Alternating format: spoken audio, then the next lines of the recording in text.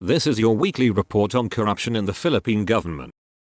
The provincial government of Leyte misused 1.287 million pesos of its local disaster risk reduction and management fund for catering services and other unrelated activities in 2023, the Commission on Audit said. In its 2023 annual audit report, COA said disbursements totaling 1,287,596 pesos were deemed to be not within the context of the four thematic areas on disaster risk reduction and management activities. It said that the four areas for disaster risk reduction and management are disaster prevention and mitigation, disaster preparedness, disaster response, and disaster rehabilitation and recovery. It noted that the province appropriated 179,679,293 pesos or 5% of its estimated revenue from regular sources for its LDR-RMF. This is in addition to the 178,459,178 pesos in the special trust fund which was aggregated from previous years, making the total LDR-RMF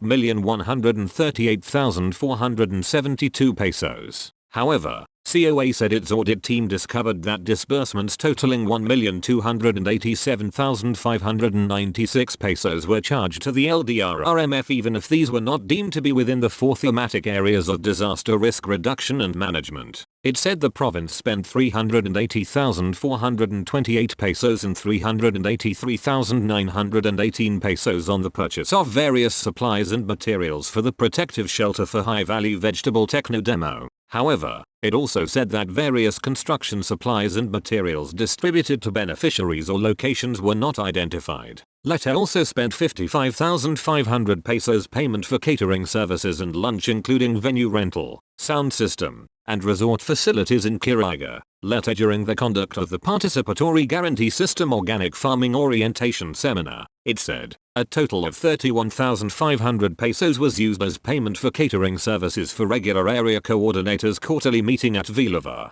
Leyte, and another 30,000 pesos for catering services during the culmination activity for on-the-job training interns from the Visayas State University Alang-Alang campus. It said 406,250 pesos was used as payment for various fertilizers and seeds for season-long training of high-value crops province-wide. Two of the expenditures were implemented by the Office of the Provincial Agriculturist, the purchase of supplies for protective shelter for high-value techno demo. These supplies included galvanized iron pipes, Hardiflex board, concrete wall nails, and clamps, it said. But since the location and beneficiaries of the items distributed were not identified, COA said it was unclear whether the main purpose of the rehabilitation and recovery activity for disaster-affected communities was indeed complied with. The same can be said for the purchase of fertilizers and seeds. Since the farmers' associations that received the items were not clearly identified, it cannot be determined if they came from locations that suffered losses in livelihood because of a natural calamity or disaster,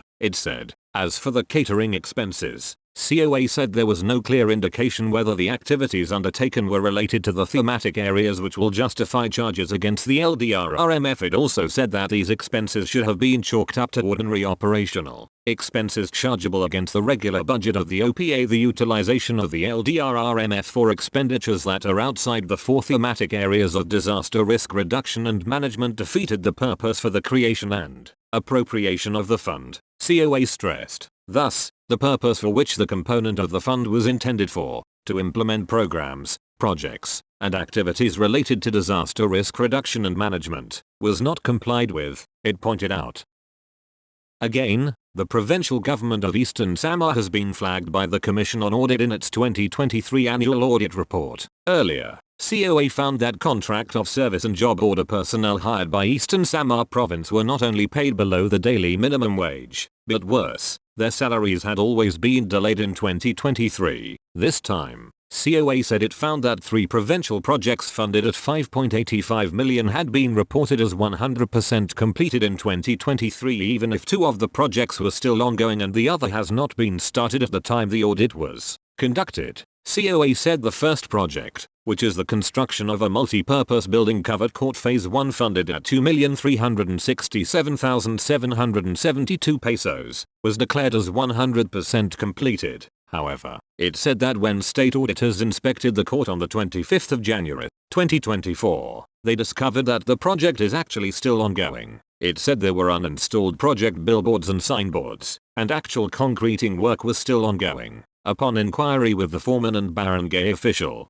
the COA discovered that construction actually had just started. The second project, it said, involved road concreting at Barangay Beras in Given Town. While it was also declared as 100% completed, the inspection showed the project has not even started. When a barangay official was asked about the delay, it was learned that the project was allegedly transferred to another barangay and the contract had expired on the 7th of October, 2023, it said. Lastly, COA said the road concreting at Barangay Salag, also in Given Town, was also found to be incomplete despite its 100% completed status in the province's report. The audit team found uninstalled project billboards and signboards, and the project was allegedly abandoned by the contractor, it said. COA pointed out that the failure of the province to provide the relevant information in its report violates the policy of full disclosure of all transactions involving public interest and deprives the people of their right to information on matters of public concern. The discrepancies between the percentage of completion reflected in the report and the actual accomplishment per site inspection by the audit team indicated lack of proper monitoring and validation of the project's implementation on the part of the Provincial Engineering Office, it pointed out. The inconsistency and inaccuracy of information impair the reliability of the submitted reports, thereby depriving intended users of accurate information about the agency's actual completed ongoing projects, it added. COA then asked the provincial engineer to properly monitor the project implementation and undertake on-site validation to keep the report updated and prepare a GPPA report with accurate and complete data. Further, the report should be examined and reviewed by the pertinent signatories before submission to avoid erroneous information that will mislead decision makers and the public, it said. At the same time, COA said that government project contractors are required to properly inform the public about the project's progress by displaying tarpaulins and billboards and to keep these regularly updated.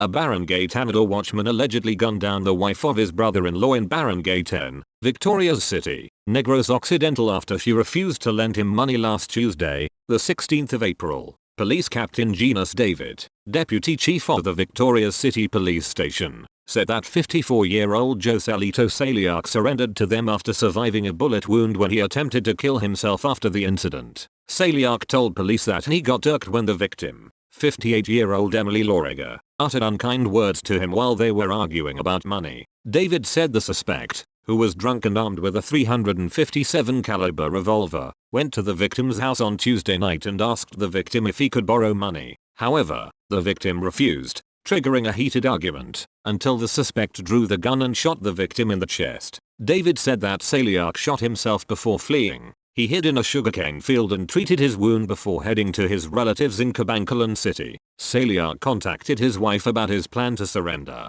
She coordinated with barangay officials and the police until the suspect was fetched in Cabancalan City late Thursday afternoon. Murder charges were filed against Saliac on Friday, the 19th of April. David said the suspect was subjected to medical examination before he was detained at the police station. An official of the Philippine Army was shot dead inside his office by an unidentified motorcycle-riding gunman early Saturday, the 20th of April, in Barangay Marangco, Angat, Bulacan. In a report submitted to Colonel Relly Bianado, Bulacan Police Director, the victim was identified as Maj Dennis Naduja Moreno, 41, married, currently assigned to AFP Riscom General Headquarters and a resident of Barangay San Roque, Angat, Bulacan. Probers cited the statement from the secretary of the victim who witnessed the incident. Moreno was inside his office when an unidentified armed suspect entered and fatally shot him multiple times using a short firearm. The suspect swiftly fled the scene on board a black motorcycle. The victim was rushed to Twin Care Hospital for medical treatment but was later pronounced dead by attending physician Dr. Sherilyn Trandia. The Bulacan police activated a flash alarm and initiated a dragnet operation to locate the suspect. The scene of the crime operatives team from Regional Forensic Unit 3 was called upon to process the crime scene and gather evidence. The Bulacan PNP urged those who have knowledge of the identity and location of the suspect to come forward and assist in the ongoing investigation. 8 policemen and 1 non-uniformed personnel have been sacked for various offences since Police Brigadier General Christopher C. Bering assumed as head of the Police Regional Office 2 in 2023. The Discipline Law and Order section of the Regional Personnel and Records Management said that the 9 personnel were dismissed from service for grave misconduct, grave neglect of duty, absent without official leave, and conduct unbecoming of an officer. Birring said that their dismissal is consistent with the strict implementation of the intensified internal cleansing program to make PNP a more accountable and credible organization. This is a clear manifestation that we are serious in our desire to cleanse our ranks in the PRO2, and we do not tolerate policemen who violate the law and involve themselves in any irregularities and illegal activities, he added. A barangay Tanador watchman was shot dead in upland barangay Lagayan, Calatrava, Negros Occidental on Saturday, the 20th of April. Police identified the victim as Alexander Alcazar, 54, of Barangay Lagayan. Police Major Ronald Santillan, Calatrava Police Chief, said the victim was tending to his farm around 5:30 am when a group of men arrived and shot him. The victim's wife saw the incident from a distance. Alcazar succumbed to multiple bullet wounds. Santillan said that it was possible that the suspects waited for the victim in the area. He said they are not discounting the possibility that the incident might be insurgency related. Police are conducting follow-up probe. A police officer and a fireman were among those arrested in this city for illegal gambling. Police Lieutenant Colonel Antonio Benitez Jr., chief of the Iloilo City Police Office City Intelligence Unit, said they were among the 29 arrested during an anti-gambling operation on Saturday, the 20th of April, in a subdivision in the city proper district. It was a general operation. We did not specifically target the cop or the fireman, Benitez said on Sunday the 21st of April. Benitez did not identify the policeman and the fireman, but the lawman was a police corporal and assigned to a municipal police station in Iloilo province. The fireman was a fire officer 1 and his assignment was not disclosed. The raided establishment hosted a casino-style poker game and had no permit. Others arrested were a barangay Kagawad, councillor, and a South Korean.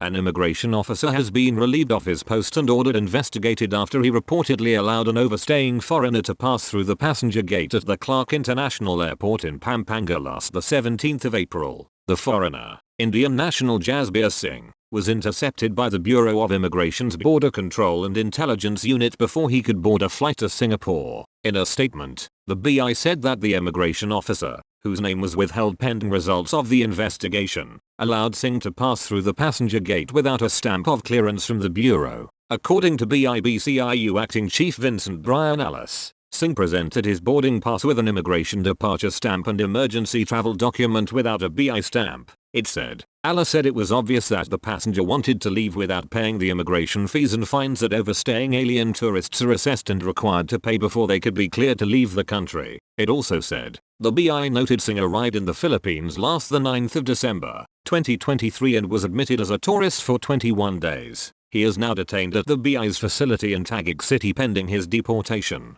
On the case of the immigration officer, Commissioner Norman Tanzinko said, he will be facing an investigation for possible cases of grave misconduct and conduct prejudicial to the best interest of the service.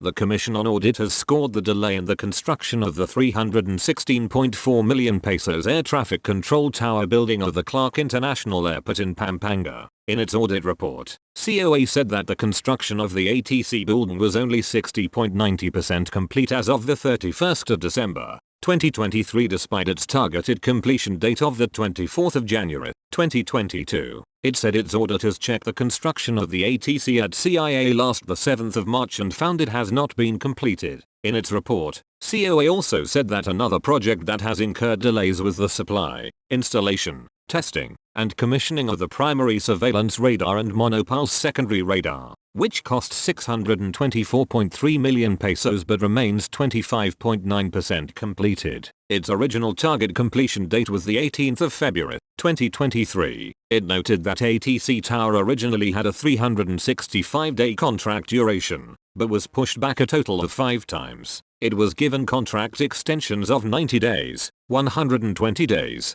60 days, 80 days, and 215 days, or a total of 565 days. Now, its latest completion date has been targeted on the 12th of August, 2024, it also said. For the primary and secondary radars, COA said project had a 510-day contract duration, but had been granted 3 extensions of 90 days, 317 days, and 180 days, or a total of 587 days. The latest completion date for the project is set on the 27th of September, 2024. COA said it was told that the main reason why the ATC tower experienced protracted delays was because of the trouble incurred in obtaining height clearance permit. However, COA said it has been informed that things are now moving along after the Civil Aviation Authority of the Philippines asked CIA to submit additional documentation in support of the study, as well as the implementation status of the mitigating actions for the construction of the new air traffic control tower and the 16 flight procedure designs.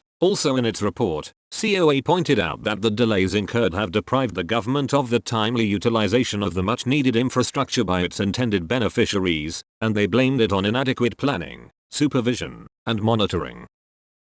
The officials and members of the board of directors of Clark International Airport Corporation disbursed 3.1 million pesos in irregular and unnecessary expenses for foreign travels in 2023, the Commission on Audit said in its annual audit report. COA said that the CIAC officials failed to keep the number of delegates to the barest minimum, and they lacked the approval of travel orders from authorized officials. They also claimed expenses for excess baggage despite incomplete basis and documentation. It said, the board members and other officials made travels to Australia, Japan, and Canada in 2023 with the purpose of investment mission and benchmarking mission, and incurred expenses totaling 3,102,162 pesos, it said. Based on its report, COA said the first trip was to Australia from the 24th of June to the 1st of July, 2023. It said the board members spent 339,834 pesos, while the manager of strategy and corporate management department and the manager of the marketing department spent 337,462 pesos and 270,742 pesos,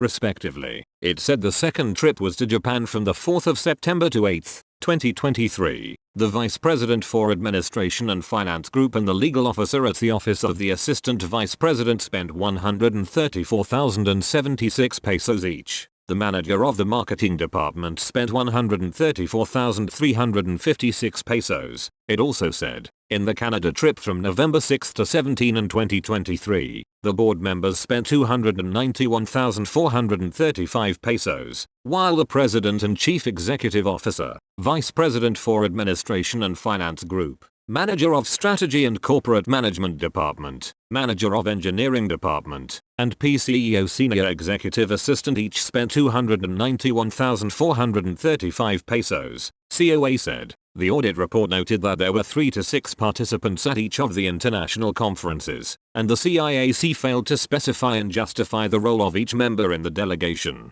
COA pointed out, the attendance of certain individuals can be considered unnecessary, as demonstrated by the absence of a letter of invitation extended to each participant. Moreover, the purpose of travel for all participants, as indicated in the request for travel authority, was to accomplish a similar objective, without specifying the distinctive and significant contributions of each individual participant. At the same time, COA said the disbursements supporting documents showed that the travel orders for the participants lacked approval from the appropriate authority. The authorization for the travels and payment of travel expenses for the officers and members of the BOD was solely issued by the CIAC President and CEO, without any approval from the Secretary of the Department of Transportation and the Office of the President, it said. Without the approved TOs, the COA said that the expenses made during their foreign travels were deemed irregular. Finally, COA questioned the reimbursements of 46,476 pesos made for excess baggage,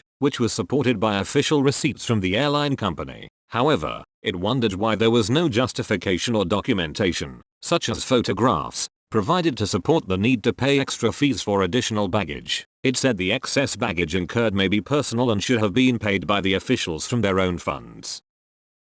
The Commission on Audit has flagged the provincial government of Aurora over the misuse of its rice processing complex worth $2.3 million and the uncollected income from its supposed lease to a farmers' cooperative. The RPC was constructed on a $2.3 million grant from the Korean government through the Korea International Cooperative Agency, the COA said in its 2023 annual audit report on the province. COA said the RPC was constructed on a 3,789 square meter lot at Barangay Reserva, Bela, Aurora in December 2007 with the primary purpose of creating jobs and increasing incomes of farmer beneficiaries by reducing their post-production losses, enhancing the quality of their milled rice, and improving distribution. But COA said its 2011 audit revealed that the operation of the RPC was not recognized in the books of the province. In fact, there were no financial transactions from RPC's operation from 2009 to 2011, it said. The Provincial Accounting Office was then directed to recognize the RPC operations under special accounts and submit the related financial reports to the COA upon compliance.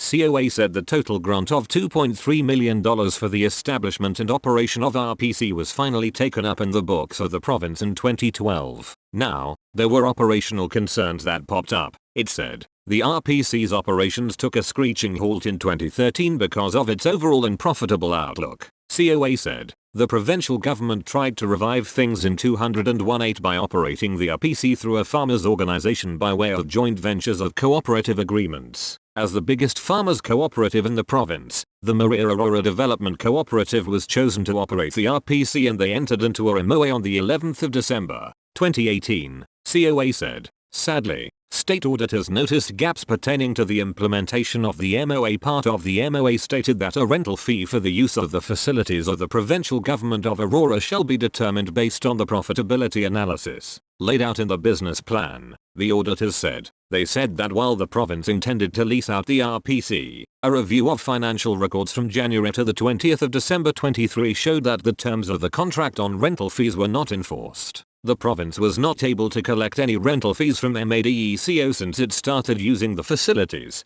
it said. At the same time, the use of the RPC and status of operations were not monitored by the province, it also said. Lack of concrete information on the result of operations of RPC deprived the province of input in deciding whether the continued non-collection of rental fees from MADECO is justified notwithstanding the absence of legislative sanction on the matter, it added. The non-observance of the provisions and guidelines set forth in the MOA constitutes a breach of the agreement that rendered questionable the operation of MADECO at the Aurora RPC. Further, the province's goal of establishing the Aurora RPC as an economic enterprise may be derailed as the supposed income from this contract was not realized, it also said.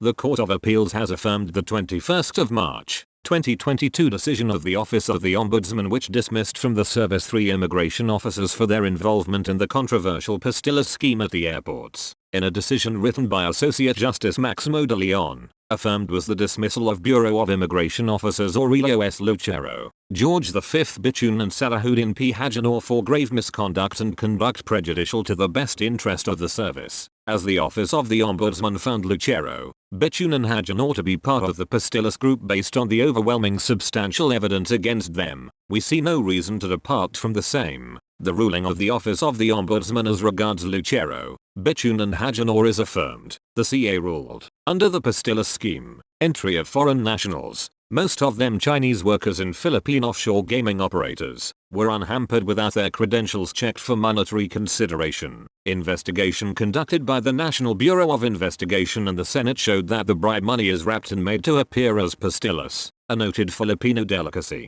More than 100 immigration officers were charged criminally and administratively before the OMB by the NBI in 2022. The OMB charged 43 of them before the Sandiganbayan with violations of Section 3 of Republic Act No. 3019, the Anti-Graft and Corrupt Practices Act, for giving unwarranted benefits and preference to more than 100 Chinese passengers who managed to enter the country without the required profiling and screening processes. In the same CA decision, the appellate court granted the petition of BI frontline officer Francis Mica Flores, who was also implicated in the Pastillas scheme. The CA ordered her reinstatement to her previous position. Accordingly, the penalty of dismissal from service meted against Francis Mica Flores is set aside and she is ordered to be immediately reinstated to her former position, it said. It also ruled that Flores is entitled to back wages from the time of her unlawful dismissal on the 21st of March 2022, at the rate last received by her without qualification and deduction, until the date of her actual reinstatement.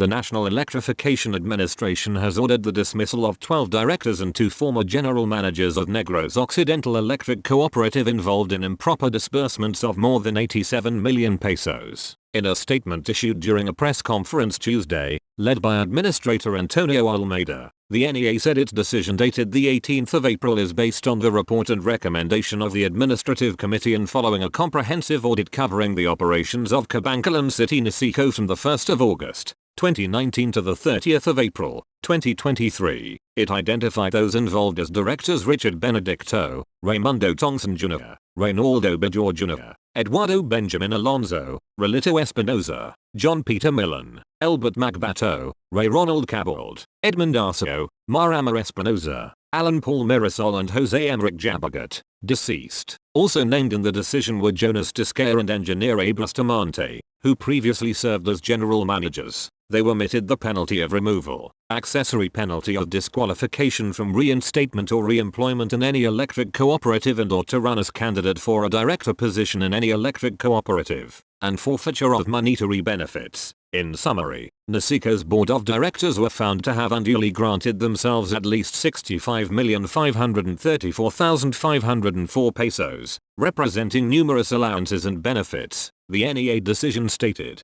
Discare was found to have been unduly granted and received at least 20,128,907 pesos, representing improper increases in his salary and per diems as a general manager of Nasico, excess gratuity pay, travel expenses and other benefits. Engineer Bustamante was found to have been unduly granted and received at least 2,127,111 pesos, representing undue increase in his salary and per diems as a supposed general manager of Nasico, as well as other unwarranted benefits. It added, according to the NEA, the Nasico board of directors blatantly disregarded the NEA rules and guidelines when they appointed Bustamante after the retirement of Discare. In sum, the concerned directors, together with former general manager Jonas Discare, admitted to being aware of the NEA's regulatory jurisdiction over electric cooperatives registered with the Cooperative Development Authority such as Nasico. Nevertheless, they also admit the fact that they chose to disregard the same and continue to unilaterally and unduly grant themselves numerous monetary benefits. NEA said,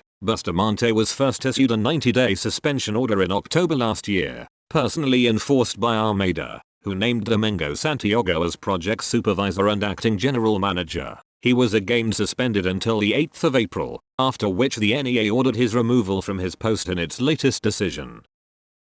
Weakness in internal control and lapses in monitoring and recording brought about the 34.7 million pesos increase in the costs of fuel consumption by the province of Nueva Ecija in 2023, the Commission on Audit said. In its audit report, COA said that Nueva Ecija spent 100.6 million pesos for fuel, oil, and lubricant in 2023 compared to 65.8 million pesos disbursed in 2022 or a 34.7 million pesos increase. It said the Provincial General Services Office is responsible for overseeing and managing the fuel inventory of the province stored in fuel tanks at the provincial motor pool in Cabanatuan City. It has a pump attendant who dispenses fuel to identified provincial vehicles. In its report, COA said its auditors blamed the increase on the weakness in internal control as well as lapses in monitoring and recording of fuel withdrawals. It said the pump attendant explained to auditors that drivers of vehicles owned by the province must first present a purchase order or an equivalent document when requesting refueling.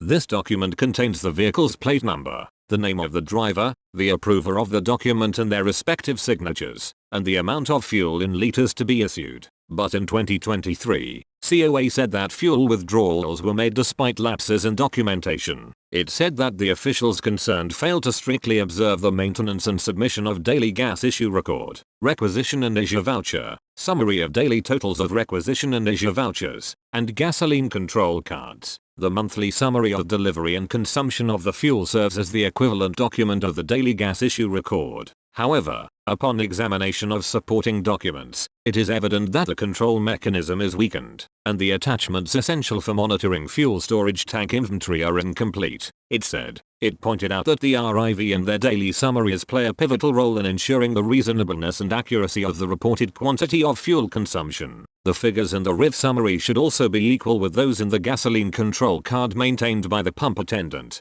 it said. It also said that other documents also help ensure that all withdrawals of fuel from the tank are authorized. proper, and fully accounted for, and the quantity appearing in the inventory reports is reliable and accurate. The noted lapses by management in the submission of the above-mentioned required documents raised doubts on the propriety of issuance and efficient utilization of fuel, as well as the accuracy of the reported expenses associated with fuel consumption. COA's report stated, COA recommended that the PGSO must strictly observe the required complete documentation of transactions pertinent to the maintenance, control, and operation of fuel storage so as to avoid a similar issue to appear in the following year.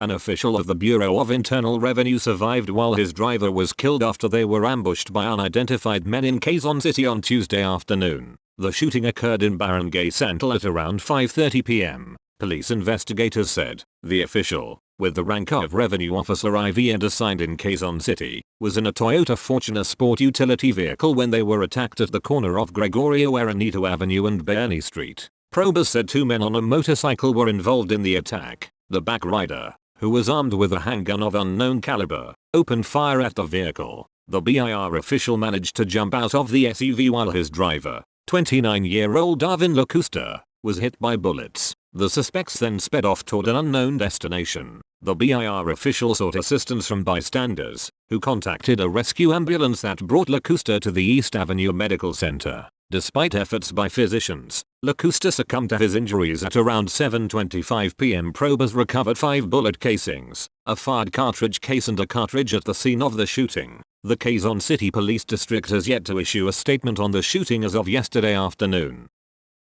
The Commission on Elections disqualified Governor Manuel Mamba of this province in the 9th of May, 2022 elections. The poll body issued a 23-page ruling on Wednesday, the 24th of April, granting the petition filed by a lawyer who alleged that Mamba used public funds in providing financial aid, scholarship grants, and transportation for their constituents during the 45-day prohibition period in violation of election laws and resolutions. Mamba appealed to the people of this province to remain calm amid the order issued by the Comelec 1st Division. He said in a statement that he is ready to deal with all fabricated cases against him in the processes provided by law. Mamba said they will file a motion for reconsideration before the Comelec and Bank within 5 days. He said he will remain as governor until there is no final decision. Mamba said he was also in the same situation on the 20th of December 22 when the Comelec 2nd Division issued a disqualification order against him. Dr. Zaira de Guzman Lara, who Mamba defeated in the last elections, filed disqualification cases in the 1st and 2nd Divisions of the Comelec. 2 days earlier, on Monday, the 22nd of April, the Supreme Court reversed the Comelec decision that dismissed the disqualification case filed against Mamba by Lara. As a result of the disqualification of Mamba, the Vice Governor, Melvin Vargas Jr., will automatically fill his post in line with the law on succession. That's all for this week. I'll see you next week with more stories of corruption and foolishness within the Philippine government.